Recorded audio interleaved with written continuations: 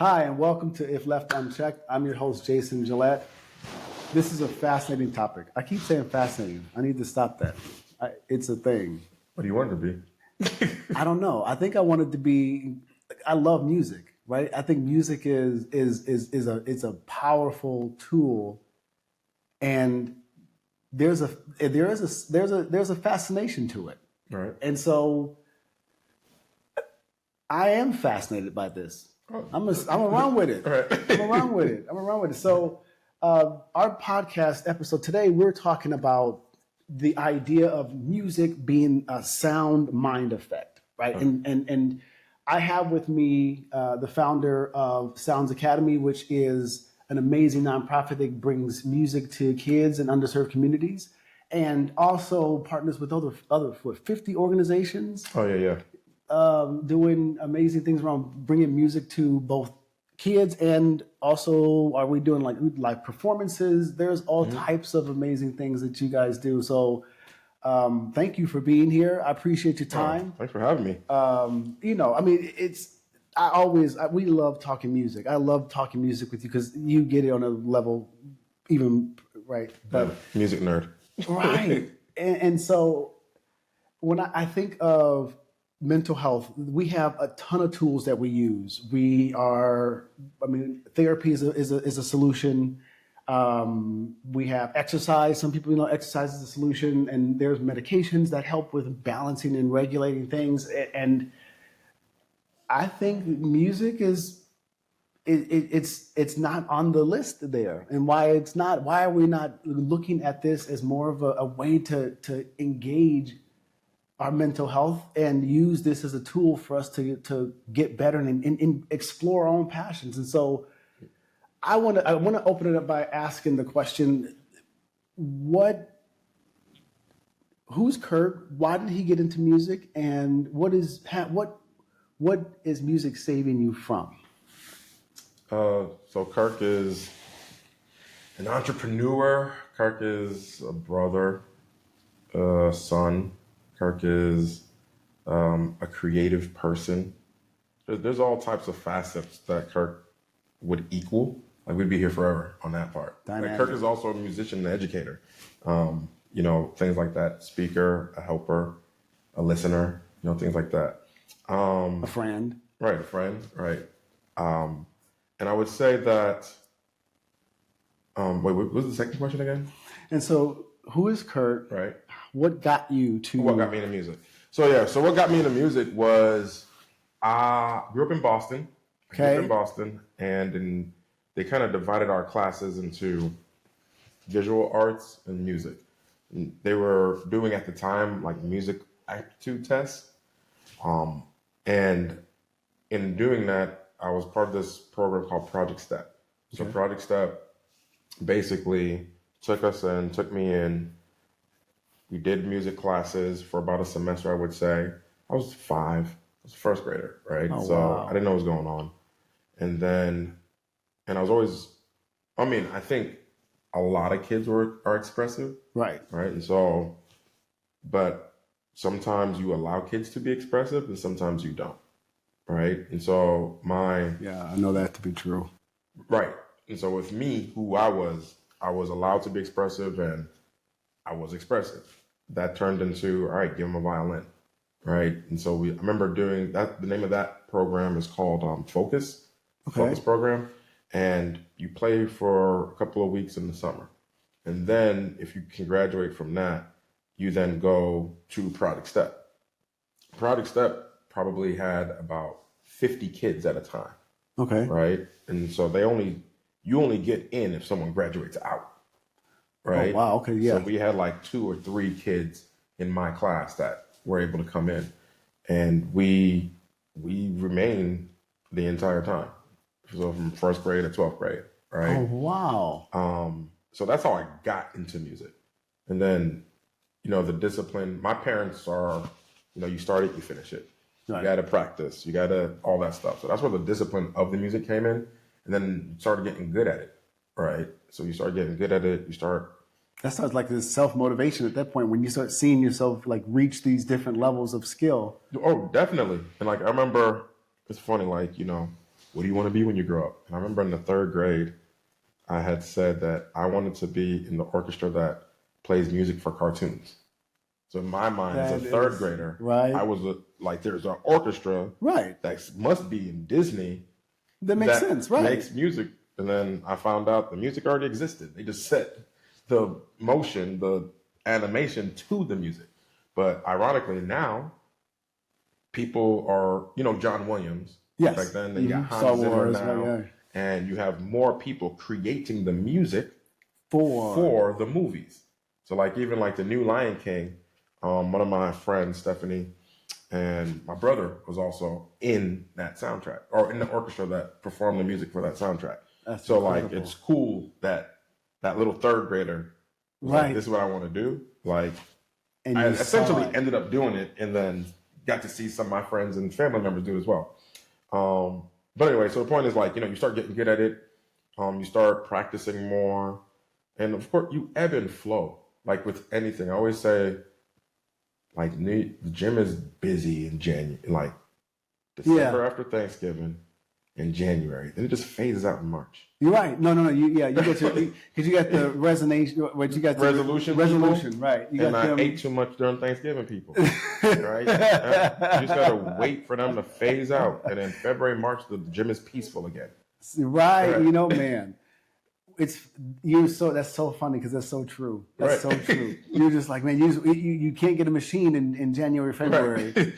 Then you're like, what happened? Was it like an outbreak? And there was all the Black Friday sales and New Year's resolution sales, and that's the business of a gym. They know that you will not be there after 2 months, 2-3 months. But like same with practicing music, like. You're like, all right, let me do this thing. You don't feel like practicing some days. You don't feel like listening to it some days. But then you flow back into it. So talk to me about that. I think that's something that I think we can spend some time on because that's something that all of us experience in life, right. Whether a musician or video editing or whatever you do, and you're like you find these places where you're not in it anymore like right. You were. And I know personally when I'm in those ebbs in whatever I'm into, I start to beat up on myself. Yeah. You're like, man, look, you're lazy. Look, you trying to be, man, you're over chilling. You can be, and I fight so hard to then try to do something and it comes out mutilated, kind of. And so how did you discover that this ebb and flow was a thing? And how do you navigate that? How do you tune into that? It depends on which era of Kirk you want to talk to. But I would say like today's era of Kirk, like I accept it now. Mm-hmm. So like just yesterday even, I remember there's a lot of ebbs going on right now. Yes. And I said, something big must be getting ready to happen because you cannot have this many down days, down moments in a row. Right. So that's number one. And number two is having the ability when I'm having these ebbs to look for the flow. Because sometimes the flow is not, so how do I put this? If an ebb is like this staff member isn't happy, this teacher isn't happy, right. This student isn't happy. But the flow might be someone bought me tea. Right? So you're looking, you're like all these things with the business isn't going, but look elsewhere. Right? Like I got to talk to my mom today. Is a flow. Right? So you start to look for the flow. And I remember maybe the era before this, and this is still part of my, like what I do. I buy a bag of Dove chocolates. And I the really good ones, the milk chocolate ones? Yeah. And subscribe to that. There's notes in them. So when you open them up, there's notes in them, right? It's special. What Dove? Yeah, it's like you Dove, get like the top nuggets. Shelf. Yeah, but it's mine don't get no message. The blue package that's the milk chocolate ones. They have the caramel ones and all that stuff. Okay. And so I'll buy a bag of them and I'll give them to people. and I always tell them to read the note, right? And so what happens is I learned that if I can make other people feel better, it makes me feel better. So that's part of my flow. Flow, right? Because you can then in part create the flow. Correct. And Right. Right. And so there's a movie that my wife and I, we love watching. It's an animated, but there's a quote that says, "One kind act always perpetuates or creates another one." Right. Yeah. And so the idea of creating your flow when you're in these ebbs, like kindness is one of those great little easy ways to plug into that. And so, like, how do the responses? Like, people, like, they genuinely like, "Oh, I love this. Is so sweet." Like, right. Because like no one. When's the last time someone just came and gave you something? Right. Right. Right. Usually people come to me to ask me for something. Oh, right. Right. So to give someone something, and like sometimes it's cupcakes. Like I used to buy like the little mini cupcakes and give those to people. And so I'm just creating that flow is what it is to like reset. And then like even like connecting it to the music. I remember like actually I'll tell you where it really hit me. I was teaching in the Roosevelt School District, and I remember I was trying to get these kids to like do something correctly. Right. Right. And like we're doing it over and over and over again, and it's not coming. Right. So like it was a second grade classroom. I remember it was a second grade classroom, and they weren't singing it correctly, and it wasn't blending, and the words weren't there, all that stuff. Right. And I just remember class ended, and I was just like, all right, well, we'll try it again. We'll try it again tomorrow or whenever the next class is. And they came back, and it was perfect. And I remember being like, so me, I'm going to analyze it. Like, right.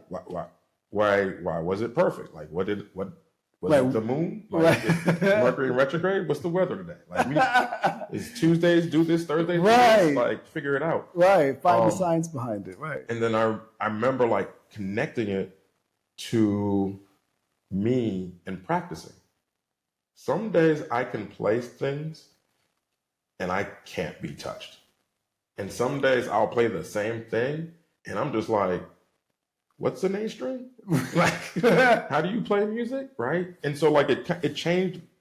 So connecting those things changed myself and changed how I taught, to realize sometimes it's not going to be there. Now the catch is to not make it be there for 5 days in a row. Right. Right. Or 5 sessions in a row, whatever you're doing. But the point is, when you have that off day, right? Like when Jordan, Kobe, Steph, LeBron, whoever, like they have off games. Yes. Yes. Like I've seen them miss free throws. Right. Right. I've seen Steph miss free throws and then come back in the Olympics and hit over 7-footers and triple team and stuff like that. So know that the flow is coming. So that's 3 things, I guess, then. So it's like, know that ebb and flow, know that you can't be in the ebb forever, and create your own flow. And so I like this segue, the flow. And we've talked about this before, that movie Soul, the anime. Oh yeah. Mm-hmm. Right. And when he's in this flow and he's playing, and I resonate with that because I'm not a musician. I come from musicians though. So my grandfather was a trumpeter. As my son plays the guitar and some other instruments, but I love music because it can take you to that space. Right.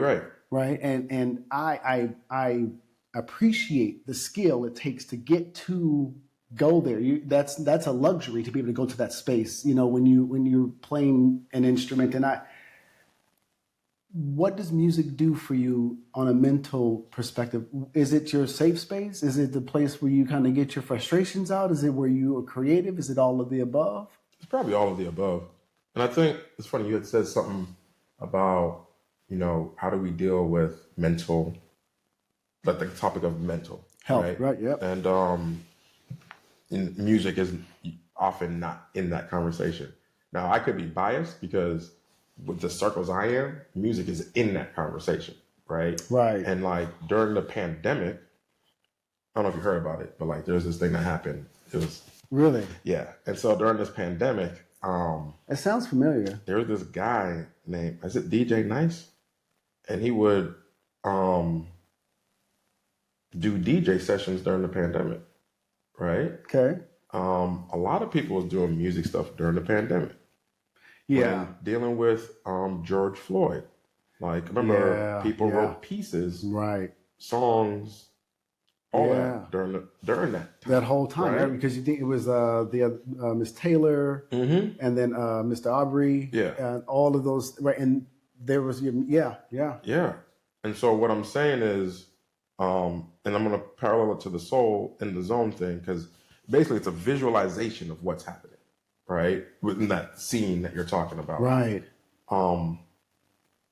Is that I think a lot of people do use music in that way, whether you realize it or not, right? And I remember, I'm going to take meditation. So I remember the first time I learned how to really meditate, I was listening to a podcast. I was listening to Breakfast Club. Really? And they had a guest on, and they said, we're going to do a really quick meditation right now. I was in the gym. I was on the decline bench. Hopefully you went in mid push, man. Like kind of. So I'm listening, and it's dumbbells. So I'm doing the declines, and then she's talking, and she said this thing where she goes, all right, look around the room. Right. So I looked around the room, and she was like, close your eyes. And I closed my eyes, and then she goes, focus in on 5 things that you saw. And then focus on 4 things that you can hear. Focus on 3 things that you can smell. Focus on 2 things you can hear. Right, and 1 thing you could touch or whatever. Right. Right. And then, I remember hearing laughter, meaning if the podcast was still going, right? I had zoned out. So I'm on the bench with the dumbbells on my knees, right? And I had zoned out, and it was like everything reset, right? That's the same feeling I have sometimes when I'm performing. So if I'm performing or playing, and I think a lot of musicians will go through this. You go, how did it feel up there? How was the stage? I don't remember. I wasn't there. I wasn't with you. Mentally, I had to take myself to a place to pull in the emotions of what I just expressed to you. And it wasn't there on the stage. On the stage is just a blank canvas. Where the music comes from is life, right? So it's weird, but you gotta transport yourself there. Right, I think that's beautiful. Right, and I think that people do that. Sometimes it might be church where you learned how to do that. Right. Sometimes it might be you're, the thing is recreating the feeling.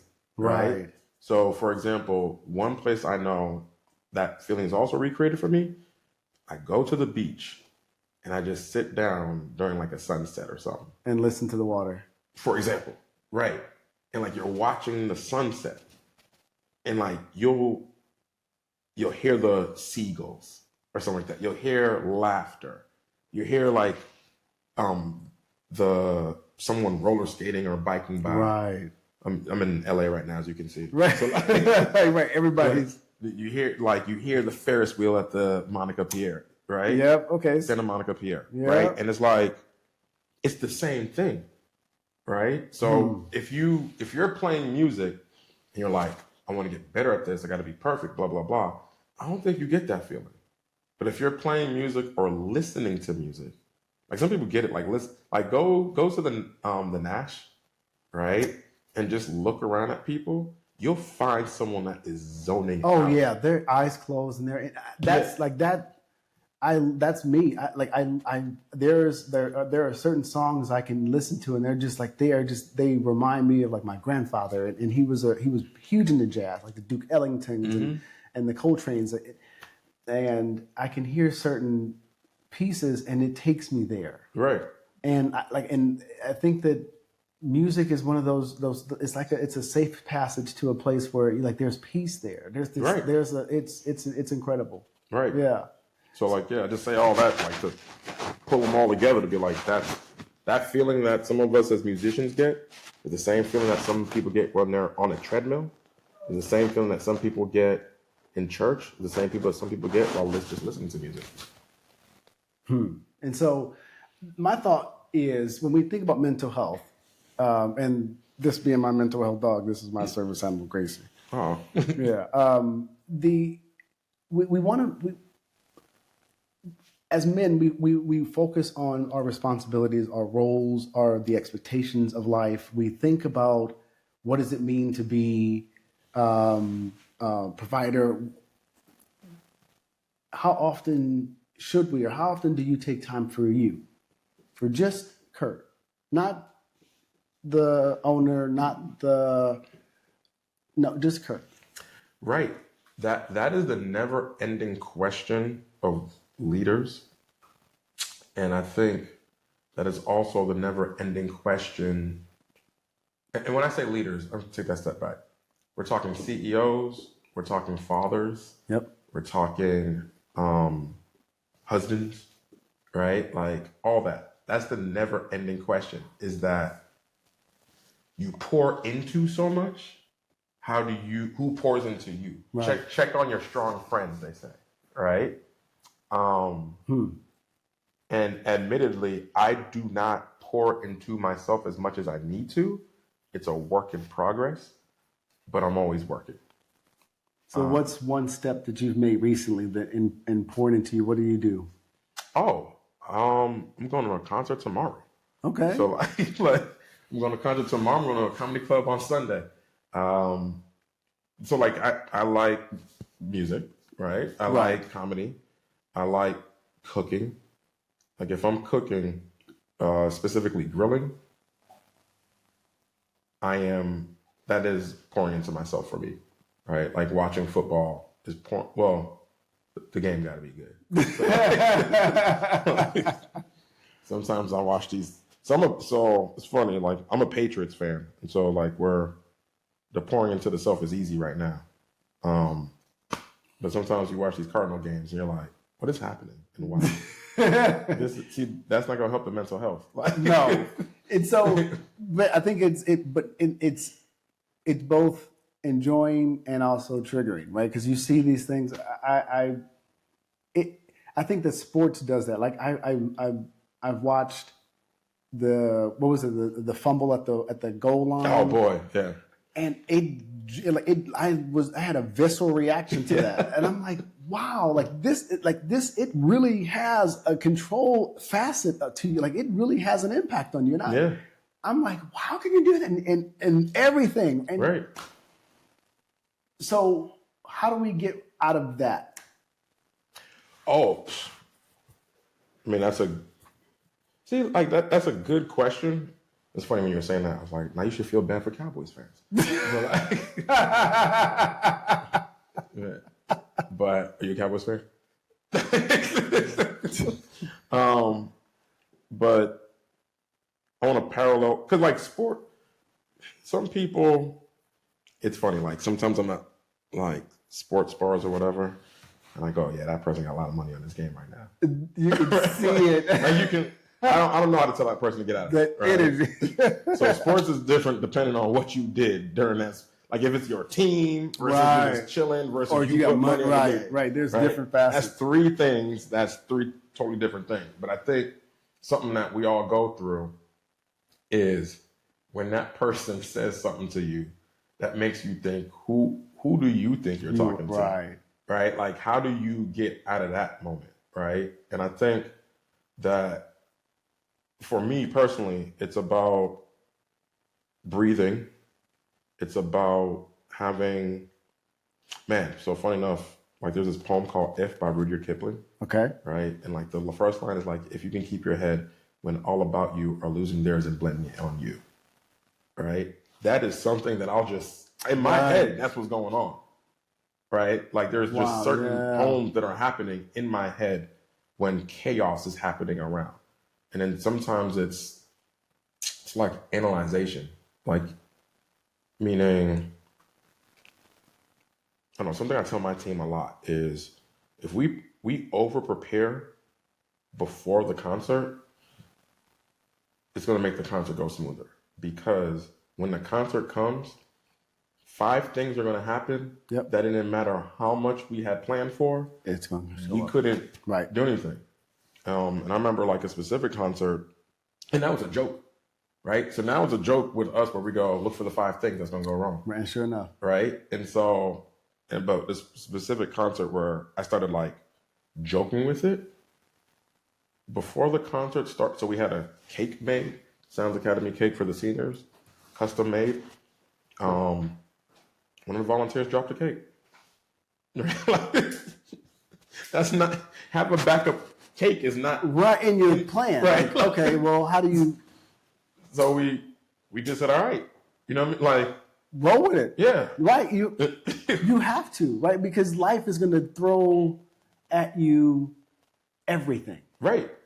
So we were like, okay. And then the opener, so the person, like it was a politician. I don't remember who, but someone was supposed to come and, welcome, right? Couldn't find him. Right? Like no call, no show. Right? So the board chair is supposed to introduce this person.